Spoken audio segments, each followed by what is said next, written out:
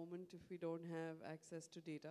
But before I get going on the panel, let me just request our panelists to do a quick hi, hello, and tell you who they are. And I'll come back and tell you who I am as well. So. Hi, my name is Deepali Nair. I look after marketing at Mahindra Holidays and Resorts. Hi, my name is Amit Ganorkar, and I head sales and marketing at Reliance General Insurance.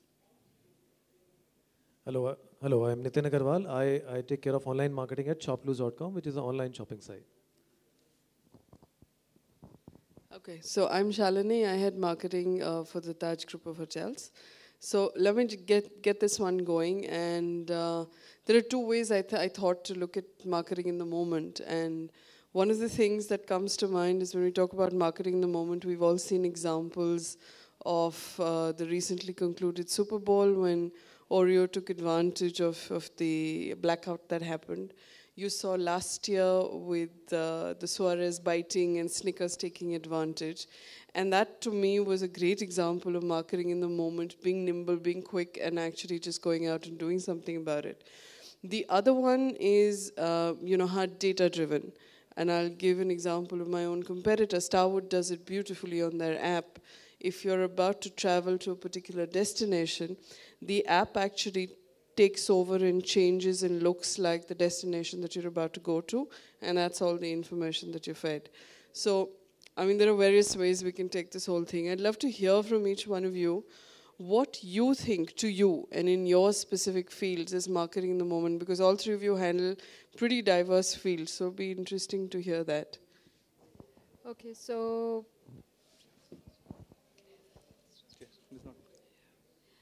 hi, so quick, because we have been told to finish this in 20 minutes. So quick two examples. One is a direct takeoff from what Oreo did at the Super Bowl, because we are having cricket just now, and we attempted absolutely something similar on Twitter, the India-Pakistan match. I think the only thing that we must remember is that not so much data is required, but I think a lot more homework in terms of being prepared for the eventualities that you needed to do. So even before the match happened, the tweets that we would, actually roll out for the various match scenarios that are there, be it, winning or a loss, be it a catch or a, stumping, were all ready, for us to roll out. If you, look up Business Insider and Twitter and Club Mahindra, you will probably get a story, because we were one of the 5, brands which kind of trended there for, at the India-Pakistan match that we did. So it actually is a little less data, and it is actually a lot more preparation, much ahead of time that you need to do, especially when you're dealing with responses on social media. I think same is true also when you're reacting to customers' responses when you're doing marketing in a moment kind of a thing. Where, for example, and you will empathize with this, Shalini, somebody's sitting at a resort and is tweeting about, let's say, a great time they're having, or maybe a poor time that they're having, right? Somebody's having a great time, we want to amplify it and respond to them to make them feel good. And somebody's having a bad time, you need to do a service recovery immediately. And I think that's, again, an issue really of preparing your processes, having manpower in place, having excellent, CRM that makes it happen. And at that moment, it's not really important whether the person, who's sitting in a resort has a higher cloud score or poor. So I think that's what really comes to my mind. The third example, of course, if you're going to correlate marketing in a moment to data, then I think the preparation there is getting them to act. And that is when you customize things with a lot of data preparation that you've done and make suggestions to them. So we do something called reshaping demand, where we try and sell our off-peak resorts at off-peak, times to our customers. And because we have members and we know their holiday behavior, exactly what they've done for a couple of years with us, we're able to suggest to them what they want to do and get them to act. So that's a third form of marketing in a moment, where definitely a lot of data and analytics, comes to your rescue. Actually, if you look back, Amul is one of the oldest examples. If you ask me, about marketing in a moment when social media did not exist, right? So they are very quick on anything, right? So coming back to general insurance, okay? If I were to talk about it, there are 3 ways, okay? So apart from whatever that Dipali spoke of, there are 3 ways, very kind of marketing moment. For example, when let's say someone is at your call center, right? And you have a little bit of history about that person there, right? And you are able to accurately accurately pitch to him something, talk about something to him, that to me is, marketing in the moment, right? Very, very practical because that's where you have a possibility of a sale, right? Second, if you ask me, someone, kind of comes to your site, drops off, goes away somewhere, and, in a minute, Pat, you are kind of able to send him some kind of communication via an email or whatever, saying that, look, you were here and we know that you were here and this is what you looked at, but why did you not buy, right? And these are maybe 5 great reasons why you should have bought something. That to me again is marketing in the moment. Third is while the customer is on your site, okay, if you are able to kind of see that the customer is not doing anything on your site, he's just kind of idling or kind of confused, and there are enough and more technologies available now where you can proactively, kind of check with the customer what he's doing on the site, right? So if you are able to kind of get the customer to chat with you, okay, tell him, what he's looking at, say in your site, and what is he, kind of wanting to know, more about. That again to me is a very, very practical way of maybe, marketing the moment. Apart from that, whatever Dipali says, yeah, so that, obviously exists, right? So on, social media, there are occasions, there are days, there are, let's say the recent Republic Day, there is, something that you can do around Republic Day. There are, occasions, specific events which you've not planned for suddenly happen and you are able to capitalize on them. I think these are anyways there. But apart from that, the 3 ones that, I kind of spoke about, very, very practical on the business side. So, Amit, taking on from where you left, we are an online shopping business, and in any online retail, there are so many touch points, data touch points across customer journey, which kind of tell you a lot about consumer behavior and what is customer looking for really in that moment of shopping. So, and there are different ways in which we can assist him on-site and off-site. So, for example, somebody is looking for a mobile phone, and he's been browsing a lot of smartphones under 10K. You can show him an editorial list of which phones are the best ones to buy in this season. You can have push notifications. If the person drops off from the site, you can target him through email, SMS, notification. So our entire marketing communication is built around personalization, customization, and what a customer is really looking for that purchase cycle. Another thing which I'd like to talk about is even, so not just marketing, even other functions at ShopLoose are driven through, decisions which are very, very real time and very, very progressive. So, for example, our courier decisioning system, so which logistics partner to offer a particular shipping cycle is based on how the courier partner has been performing over a period of time, where the order has originated from, where the order has to reach. And there's a complex number of variables which have to be crunched before the algorithm can decide which is the best courier partner to which the assignment can be shared with. So I believe being in a digital business gives us that advantage to really harness data in a very big way to make sure customers get the best experience, both in terms of while ordering something, while purchasing, post-purchase, and in terms of customer satisfaction as well. So, I mean, we are uniquely positioned to kind of take advantage of that. Yeah. So I have an interesting observation and a question if I put myself in the role of a consumer. Yeah. I'd say about 6 months ago or about a year ago when a lot of this used to happen, like for example, if you have the data and you're data driven in terms of what you're doing, the mailer that you send me will be based on what I've browsed online, and so I'm completely delighted and saying, wow, these guys have actually reached out to me. To a point today, and I do shop a lot online, it's crazy, right? It's reached absolutely crazy proportions of marketing, remarketing, targeting, trying to pull you off a site, pull you onto a better deal, etc. This is also marketing in the moment, and I understand that as a marketer. But if I put myself in the shoes of a consumer, I'm like, what's going on?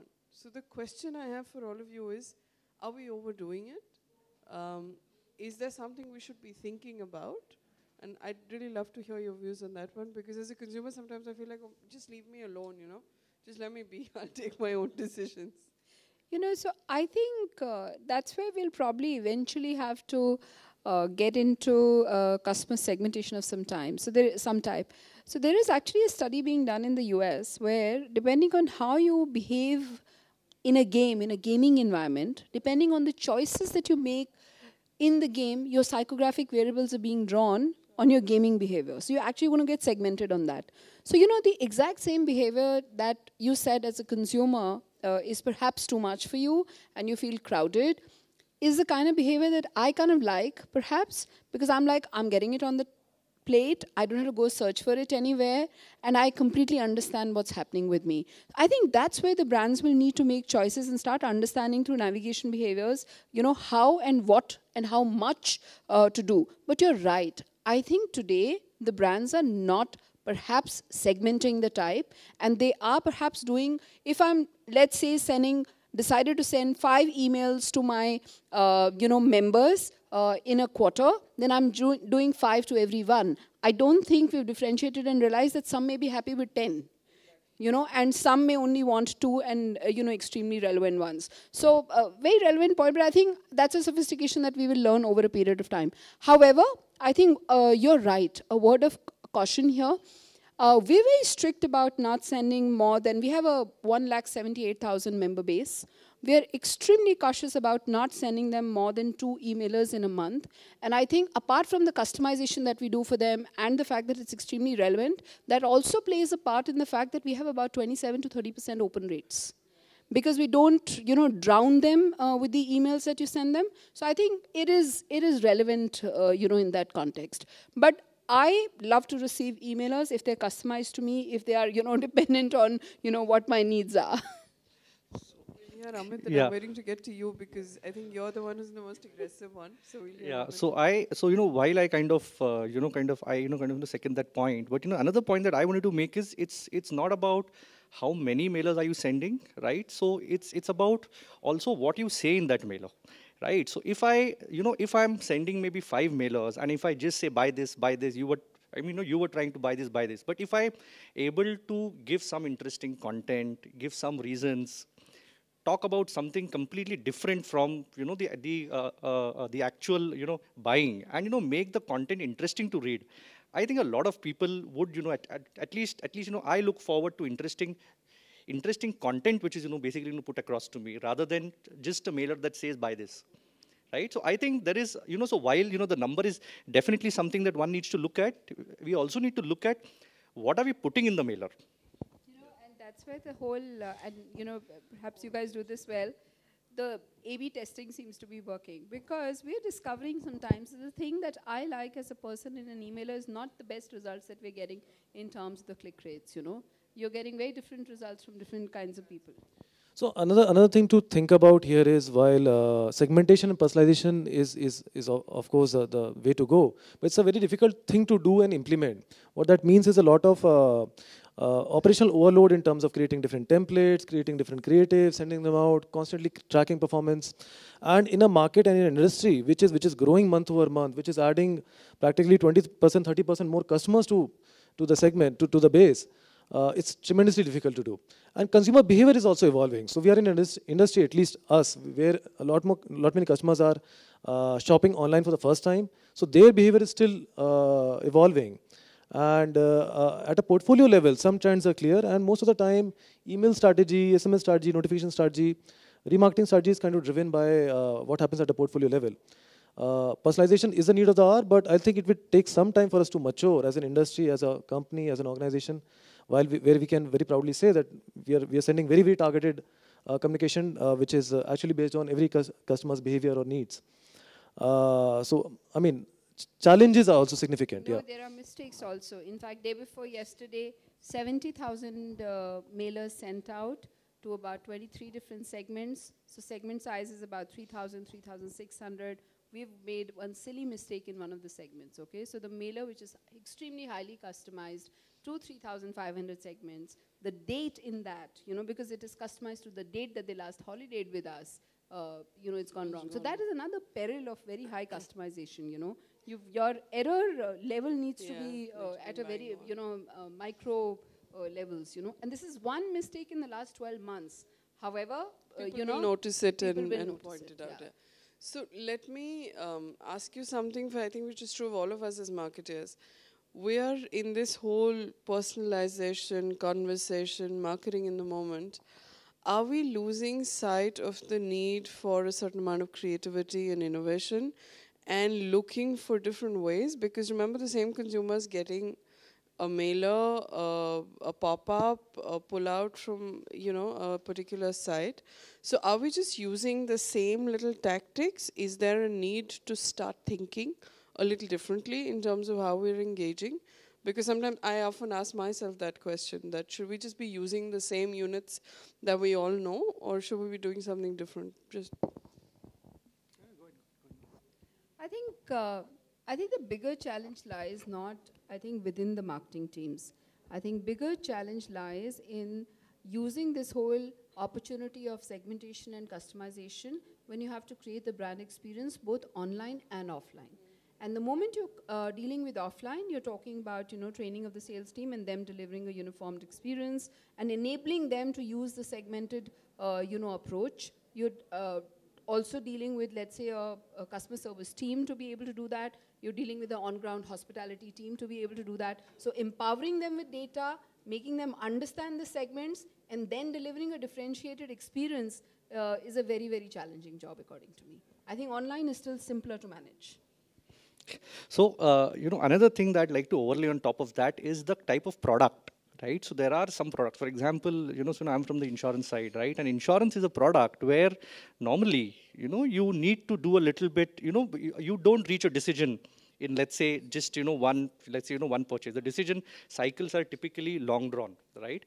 And at that point of time, it is essential for you to, kind of keep in touch with the customer.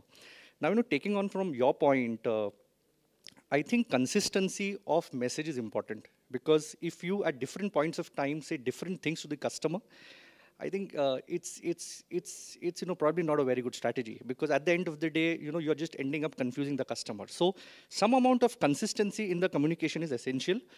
What I agree with you is how that communication is delivered could be different at different points of time, right? So for example, only hammering a customer with an email might not be the right way to do it, right? So there is a push and there is a pull, right? So some communication you might actually leave for the customer to pull, right? So for example, one of the things is give a chat pop-up and let the customer choose if he wants to interact with you. You might as well put something very relevant in the chat window, right? And just hope that the customer kind of looks at it and says that he wants to chat. Right, so I think the communication consistency is important, but how that communication is delivered, that could be a little different depending on where the customer is in the purchase cycle, how many kind of days, months you've been interacting with the customer, as well as what is the product category of the customer. Yeah. Have you done that kind of segmentation? Because you'll be dealing with all kinds of age groups, like some of us do as well. We see a completely different need in terms of rich media from a millennial perspective. Shorter, tighter content delivered very, very quickly, versus a slightly older consumer is okay engaging with you a little bit more. So how do you deal with that? So I think very important here is for the top management to also kind of set the right goals for the people who are running these marketing programs. All too often we see in the pursuit of monthly sales numbers, we kind of become highly transactional in nature, right? Where we kind of judge email performance or different communication performance based on how many conversions and what kind of revenue was generated. So rather than that, if we give a mix of engagement metrics plus transaction metrics, I think that will kind of set the priorities straight, wherein we also look at how many people opened the emailer rather than just how many people kind of bought stuff after looking at the emailers. So I think that is something which we very actively try to do, put more and more engagement metrics, so where we're not just becoming highly transactional, but it's also a conversation holder, right? Where you engage as a brand. So understanding which channels will do that for you as a brand, and which channels will kind of account for maximum of the revenue. So that is something which we do. In terms of segmentation, I'll say we kind of try to keep it simple, as well as take care of what different customers are looking for. So in form of preference center, in form of a bucketization, in form of creating bigger segments, wherein we can bucket and segment the customers. So I think that suffices for now. As we move on, as we have much better developed consumer behavior, we can target them even better. Yeah. Super. Any questions?